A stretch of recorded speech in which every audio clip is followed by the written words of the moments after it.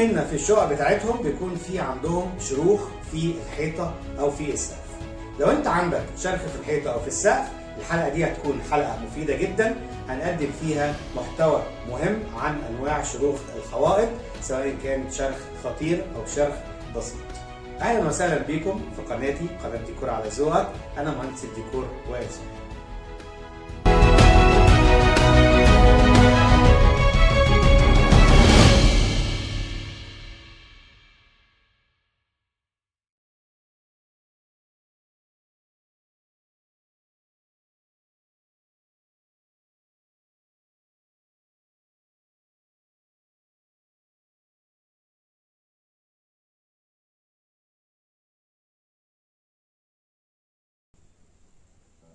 من اكتر الحاجات اللي بتضايق العميل بتاعنا انه يحصل شرخ بعد شغل التشطيبات، وعشان تتفادى هذا الامر في عندنا حل بسيط جدا، وهو حاجه اسمها سلك البقلاوه او سلك الشبك زي اللي ظاهر قدام حضرتك ده. السلك دوت قبل ما بتيجي تعمل المحاره بتاعتك لازم يتحط السلك ده على كل الفواصل ما بين اي طوب واي خرسانه، سواء كانت الخرسانه ديت هي عباره عن عمدان او كمر. ولذلك من مهم جدا ان انا اعمل الخطوه ديت، لانه بعد ما العميل بيشطب بيلاقي بعدها ب3 أو 4 شهور الشرخ ده حصل. الشرخ ده علاجه سهل وبسيط جدا، ومع كل الطرق المنتشره على الانترنت انك بتجيب مثلا بعض الخامات من كيماويات البناء الحديث او غيره، في عندي طريقه بسيطه جدا انا شخصيا في شقتي عالجتها من الاول خالص، وحتى الان بقالها حوالي 12 سنه الشرخ لسه ما فتحش. الشرخ ده بيتعالج بطريقه بسيطه جدا، وهي البكره دي. البكره ديت هي عباره عن شاش، الشاش ده بيكون من الفايبر. الصنايعي بكل بساطه، وده مهم جدا لكل صنايعي النقاشين، انه الصنايعي بكل بساطه بدل ما بيجيب معجون شروخ وبيكلف نفسه، هو بس بيقفل الشرخ دوت بالمعجون، وبعد كده بيشد عليه الفايبر ده، وبعد كده بيسحبه سكينه او 2 معجون ويصنفر عليه، وبعد كده يديله الوش بتاع الدهانات العاديه بتاعته جدا. طبعا الشرخ ده بيكون نتيجه انه بيحصل تمدد حراري ما بين عناصر المنشأ. يعني ايه يا باشمهندس؟ يعني بكل بساطه انا لو عندي في الخرسانه لها معامل تمدد حراري، يعني بتتمدد قد ايه، بتتحرك قد ايه، والطوب نفس الكلام، الاثنين بيحصل فرق ما بينهم، هو ده اللي بيؤدي الى حدوث الشرخ. والشرخ ده في الاغلب بيكون في الادوار العليا اللي بتكون الشمس واصله ليها بشكل مباشر، او لو في حيطه بتكون الدنيا وراها فاضيه فالشمس بتضرب فيها. كمان لو حضرتك بتعمل شغل كهرباء وبيجي الكهربائي يفتح كل الشغل في الحوايط بايديه مش بصاروخ، الكلام دوت بيعمل شروخ في الحوائط. من المهم جدا انه الصنايعي الكهربائي يفتح بصاروخ، وبعد ما يركب المواسير في الحيطه، وكمان لانه المواسير لها معامل تمدد حراري غير الطوب، فبيحصل برضو نفس الكلام، بيحصل برضو شرخ في الحيطه بعد ما بتحصل المحاره.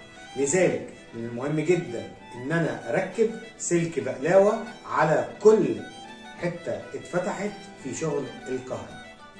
كمان لو انا عندي الطوب بتاعي مبني بشكل انه يكون الطوبه في المباني بتاعتها لازم تكون بالشكل اللي ورايا ده، الطوبه تكون داخله على الطوبه عاشق ومعشوق. لكن لو في الطوبه جايه في وش الثانيه وفي خط ما بينهم، طبعا عايز اقول لسعادتك انه بيحصل برضو الكراكس بالشكل اللي انت شايفه ده. ودي بعض الشروخ البسيطه اللي ممكن تحصل وممكن معالجتها. لكن في شروخ تانية، الشروخ دي بنسميها احنا الشروخ الخطيره، وهي بتكون عباره عن شروخ هبوط التربه. يعني ايه يا باشمهندس؟ عايز اقول لك انه كل تربه لها حاجه اسمها معامل الاجهاد.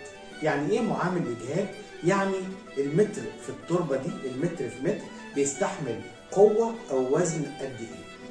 في طبعا التربه الطينيه غير التربه الرمليه، وعلشان اشبهها لك بشكل بسيط جدا وتفهمها، عايز اقول لحضرتك انه لو في جمل، الجمل ده بيمشي في الصحراء. ليه الجمل ده ما بيغرسش في الارض؟ لانه الخف بتاع الجمل ينزل على الرملة فبيوزع الوزن بتاع جسم الجمل كله، فبيحصل توزيع للحمل على الأرض. عندنا مهندس الإنشائي بيكون مهتم جدا ان هو يعمل تصميم مناسب بحسب وجود جسات للتربة.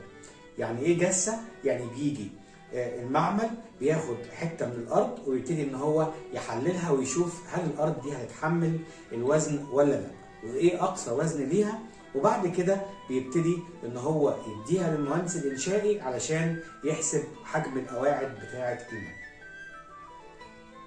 ومن المهم جدا تحديد نوع المبنى، سواء كان مبنى سكني او مبنى اداري او مخازني، لان كل نوع من الانواع ديت مهندس الانشائي بيصمم على اساسها حسابات الاحمال والاوزان عنده. ولو حصل تغيير في اي نوع من الانواع ديت، بمعنى ادق لو انا عندي الشقه بتاعتي حولتها الى مخزن، فطبعا الكلام دوت بيدي اوزان اتقل ويبتدي ان هو ياثر على المبنى. الموضوع مش سهل جدا ان انا اعالجه. طرق بتكون طرق ضيقه جدا، ومن اهم الطرق ديت هي طرق حقن التربه، ودي طبعا بتتم بتكاليف عاليه جدا. كمان لو انت في حد من جيرانك بيبتدي ان هو ينزل عن بيحفر وبينزل عن منسوب التاسيس، يعني بينزل تحت الحفر بتاعك، لازم توقفه، ده قانونا لازم توقفه لغايه ما يعمل لك حاجه اسمها سند لجوانب الحفر، علشان ما يحصلش اي تهييل من تحت التربه عندك، ويحصل انه البيت لا قدر الله يبتدي ان هو يتحرك من ناحيه ومن ناحيه ثانيه لا، ويحصل الانهيار. بنشوف طبعا مباني كتيره بيحصل فيها الكلام دوت. فمن المهم جدا انه يحصل سند لجوانب الحفر. كمان اثناء سحب المياه الجوفيه لازم تتسحب بهدوء، مش بتتسحب مره واحده، علشان ما يحصلش انه تحصل اي فراغات تحت المبنى فالمبنى يجيله هبوط مباشر. بسيطه جدا ان انا اعرف اذا كان الشرخ بسيط او الشرخ شرخ غير بسيط، بان انا لو الشرخ دوت ممكن احط فيه عود كبريت والاحظ بعد فتره هل العود ده في مكانه لسه ثابت، الشرخ ثابت ولا الشرخ بيوسع. في نهايه الحلقه اتمنى ان انا اكون افدتكم. قبل ما تفكر ان انت تروح لمهندس انشائي علشان يجي يشوف الشغل، شوف الحلقه دي، تابعنا في قناتي قناه ديكور على ذوقك. ما تنساش تعمل اشتراك في القناه لو انت على اليوتيوب، ولو انت على الفيسبوك اعمل شير للحلقه، وما تنساش تشوف الحلقات القديمه وتستنانا في حلقات جديده مهمه ومفيده جدا. اشوفكم على خير.